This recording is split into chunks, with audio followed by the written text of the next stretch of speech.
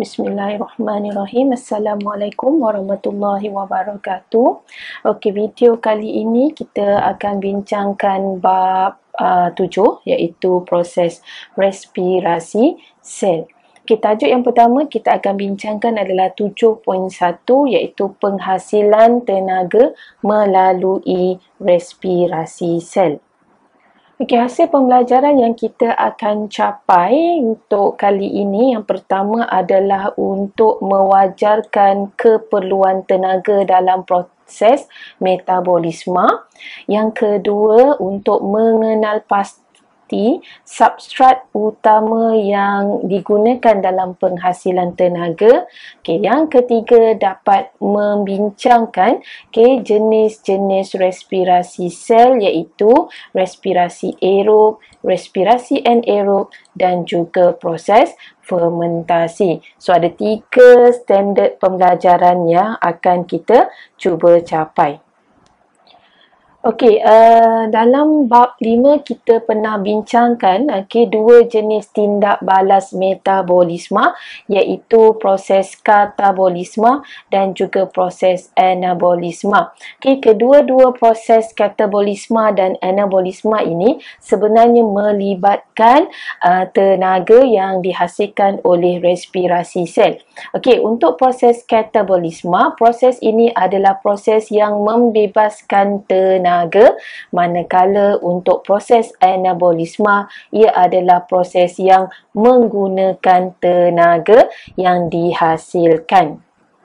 Okay, tenaga dihasilkan melalui proses respirasi sel. Jadi kita tengok definisi proses respirasi sel.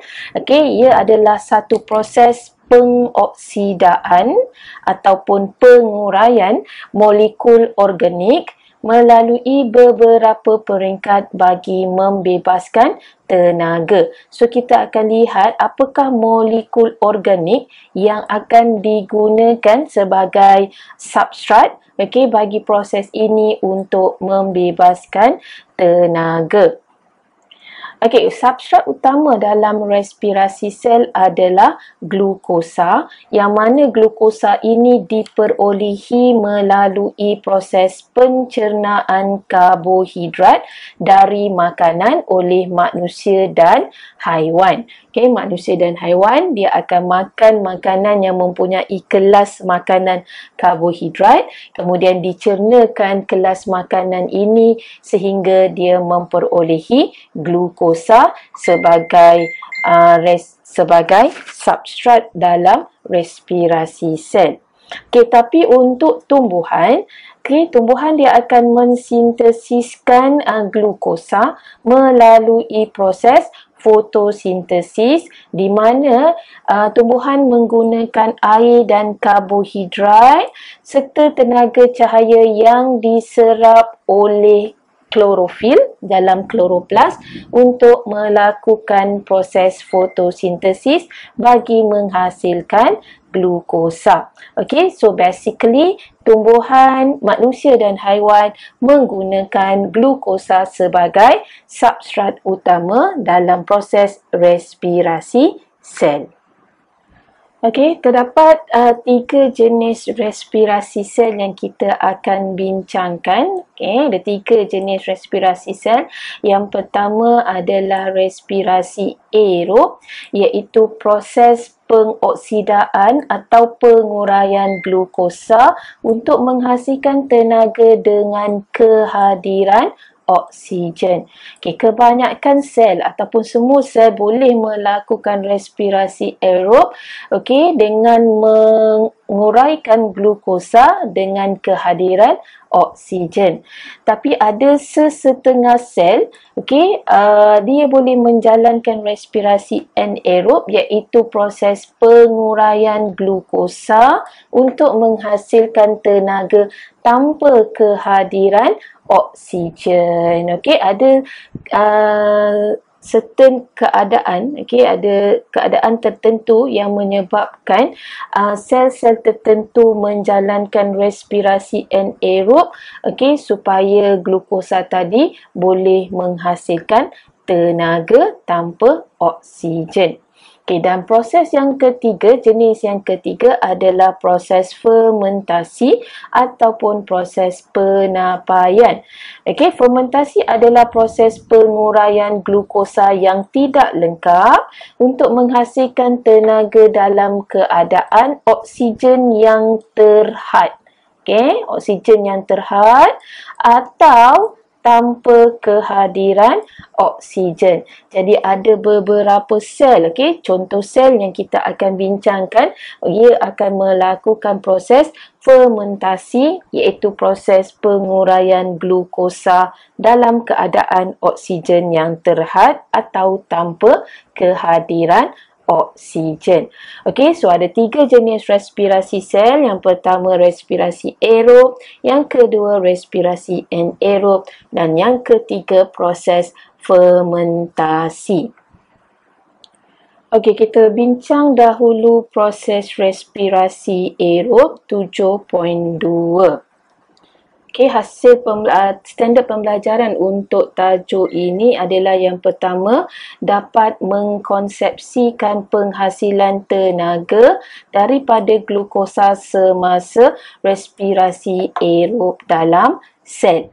Okey, yang kedua, dapat menuliskan persamaan perkataan bagi respirasi aerob dalam sel dan yang ketiga, dapat mengeksperimen untuk mengkaji proses respirasi aerob.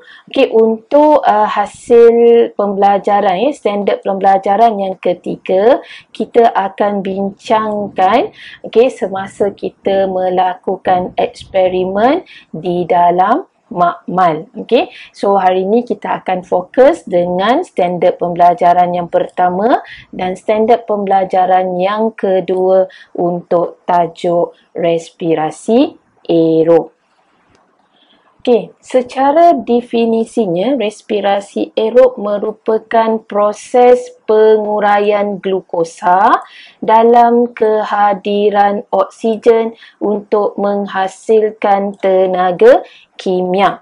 Okey, dalam proses ini, oksigen digunakan untuk menguraikan glukosa bagi menghasilkan karbon dioksida, air dan juga tenaga yang kemudiannya akan ditukar ke dalam bentuk ATP. Okey, untuk menulis persamaan perkataan bagi proses respirasi aerob, kita tuliskan persamaan perkataan bagi proses ini ialah glukosa campur dengan oksigen, maknanya glukosa bertindak dengan oksigen. Anak panah menghasilkan karbon dioksida, air dan tenaga.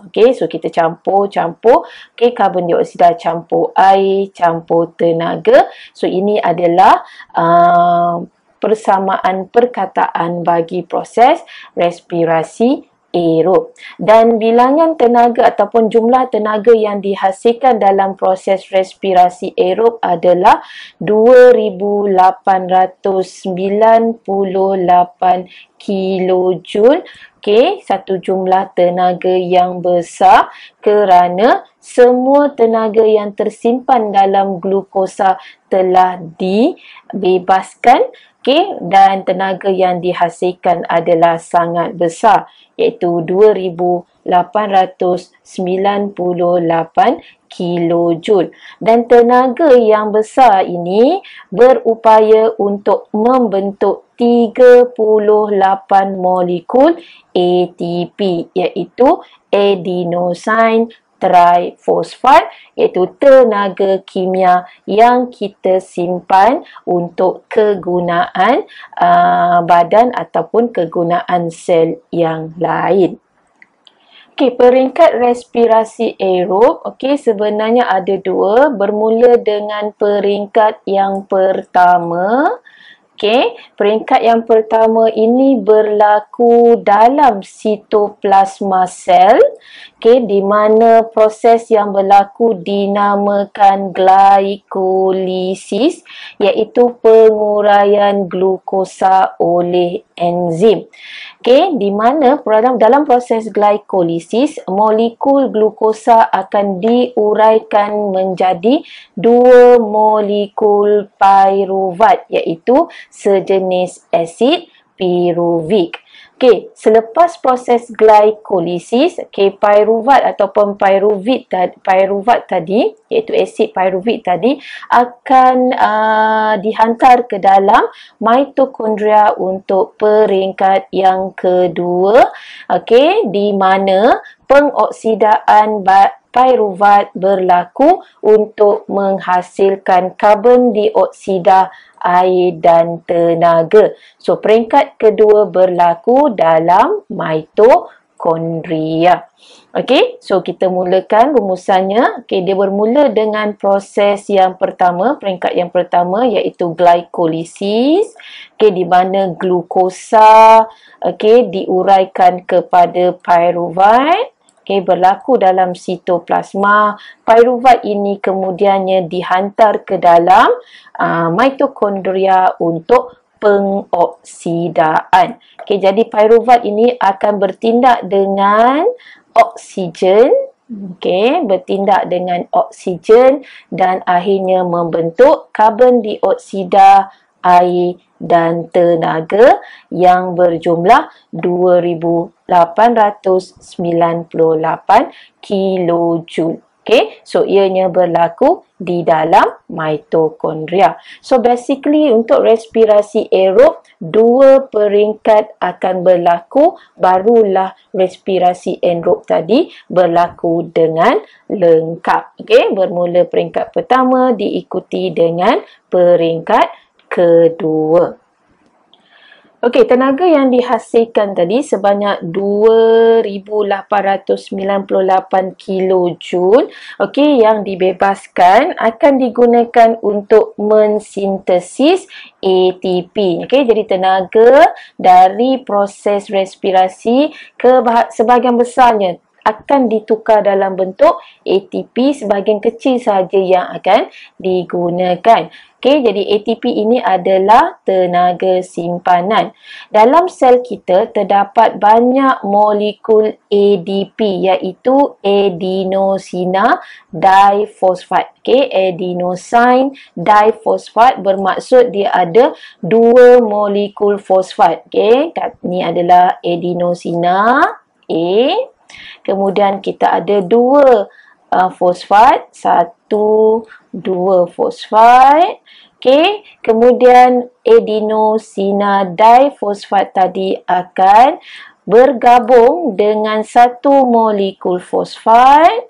Okey, dengan menggunakan tenaga dari proses respirasi dan akhirnya dia membina adenosina trifosfat. Okey, so bila 1 fosfat ini bergabung, okey, ini fosfat. Okey, ini fosfat. Okey, ada 2 fosfat ini.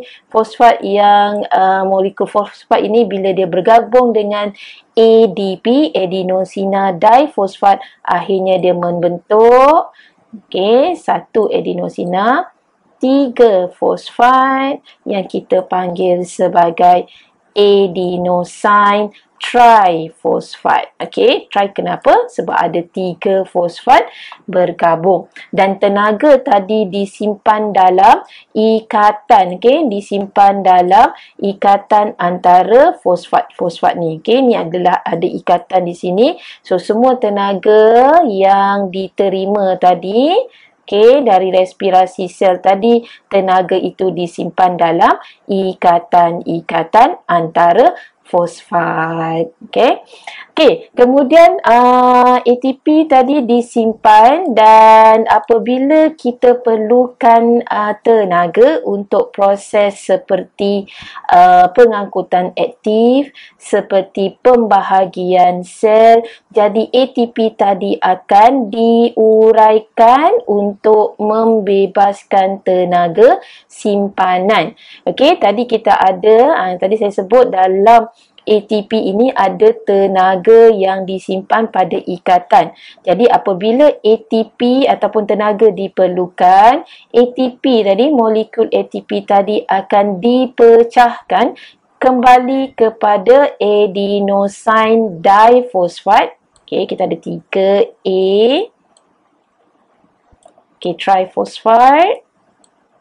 Okey, so bila dia pecahkan, dia uraikan ATP, okey, satu fosfat terpisah daripada ATP dan membentuk ADP, adenosine difosfat, dan semasa pemecahan molekul fosfat daripada ADP, okey, so fosfat yang terpisah satu ni, so dia pecahkan ikatan, jadi dia bebaskan tenaga apabila ikatannya terurai. Okey, ikatan antara fosfat tadi terpecah, jadi dia bebaskan tenaga.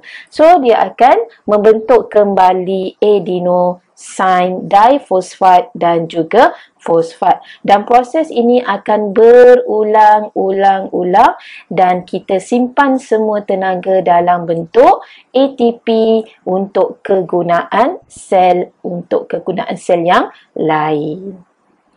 Okey, begitulah bagaimana respirasi sel menghasilkan tenaga dan kemudian tenaganya disimpan dalam bentuk ATP untuk sel guna bagi aktiviti yang lain. Okey, so untuk respirasi aerob, okey, kita tengok dia punya perbincangan. Okey, dalam Bioscore muka surat 122, okey, ada uji minda 1. Soalan yang pertama dia minta kamu lengkapkan persamaan perkataan dan persamaan kimia proses respirasi aerob. Okey, jadi kamu lengkapkan.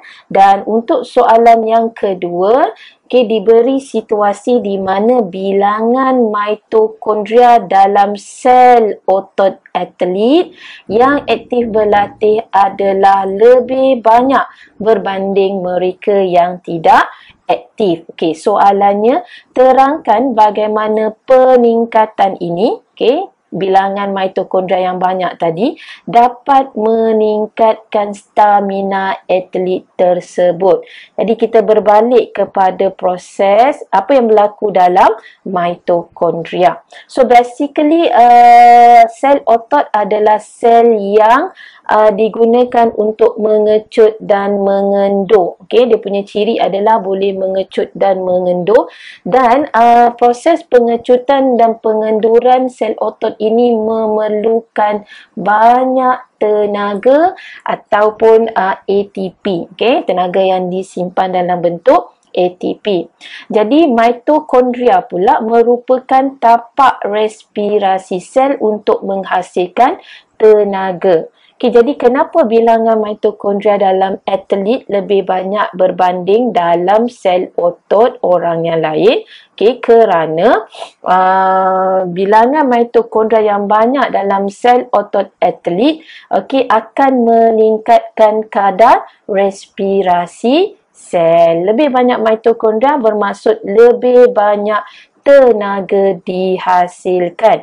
Okey, oleh itu ia dapat membekalkan lebih banyak tenaga kepada sel otot atlet yang aktif berlatih bagi pengecutan otot yang pantas. Okey, itulah jawapan kenapa bilangan mitokondria dalam sel otot atlet yang aktif berlatih lebih banyak dari mereka yang tidak aktif. Okey, soalan ni boleh tukar kepada sel yang lain, contohnya sel penerbangan, okey, pada serangga.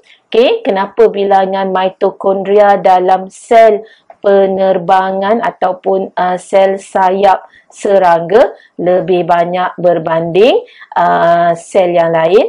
Atau dia boleh tanya kepada soalan, dia tukar sel otot atlet ni kepada sel sperma. Mengapa bilangan mitokondria terdapat banyak dalam sel sperma? Jawapannya sama, iaitu untuk membekalkan lebih banyak tenaga. Okey, perkataan yang penting dekat sini adalah banyak bagi pengecutan otot Okey, ataupun bagi sel sperma untuk berenang lebih pantas. Okey, jadi ia lebih kepada penghasilan tenaga yang banyak. Okey, itulah macam mana kita nak jawab soalan yang berkaitan dengan bilangan mitokondria dalam sel-sel tertentu. Okey, pada muka surat 122 hingga 124, okey, ada satu ruangan, okey, eksperimen mengkaji proses respirasi aerob. Okey, kita nak mengkaji proses respirasi aerob. Okey, untuk ini kita akan lakukan eksperimen, tapi tugasan pelajar adalah untuk melengkapkan perancangan eksperimen pada muka surat 122 hingga 124 bioskor bermula dari pernyataan masalah sehingga prosedur sahaja. Okey, so bagi melengkapkan perancangan eksperimen ini, pelajar perlu merujuk buku teks, okey, bagi bab 7. Okey, jadi bila kita dah lengkapkan perancangan eksperimen, nanti kita akan bincangkan eksperimen ini semasa kita buat eksperimen itu di dalam makmal.